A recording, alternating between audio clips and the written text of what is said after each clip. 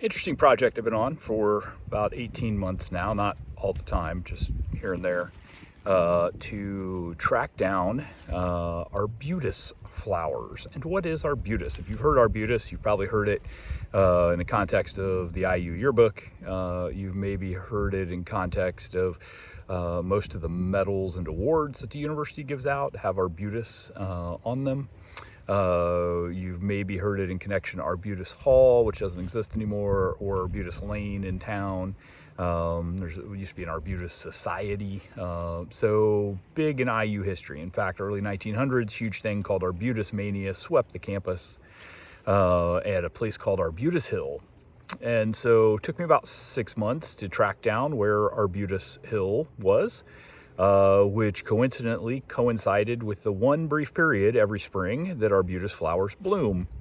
And despite combing that hill for nearly a month, never found any arbutus flowers on it. And I'm horrible with plants. I'm plant illiterate. So as a historian, it's rare that you're actually doing field work out in the field like this.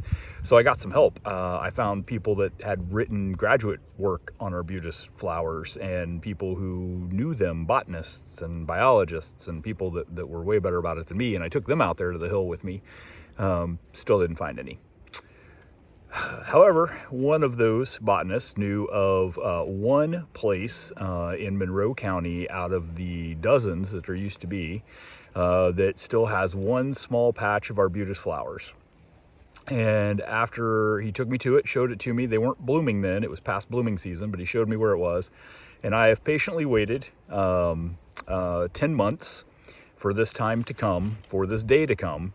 I've been out here a couple times checking, waiting for them to bloom, and it's a hike. It's the middle of nowhere out here, and I am very excited to say that the arbutus have bloomed. This one little patch, these little white flowers that you see, this little patch is about 6 feet long, about 3 feet wide, goes a little bit up the hill here, and that's pretty much it. This is the whole thing.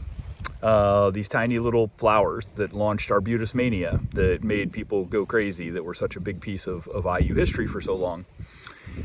Now, in the days of Arbutus Hill, when the hill was covered, everybody was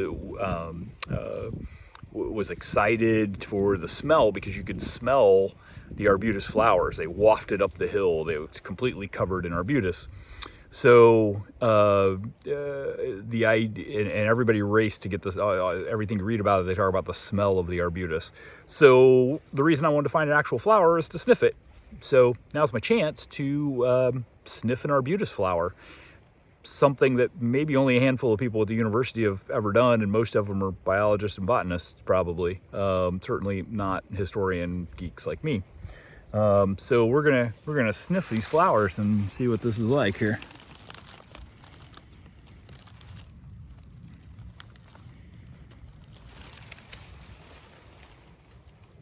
That's pleasant. That's pretty. It's flowery.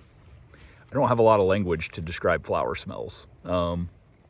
It's pretty. It's a nice fragrance, and they're pretty little flowers, but definitely overpowering the dirt and the grass and the other smells in the area.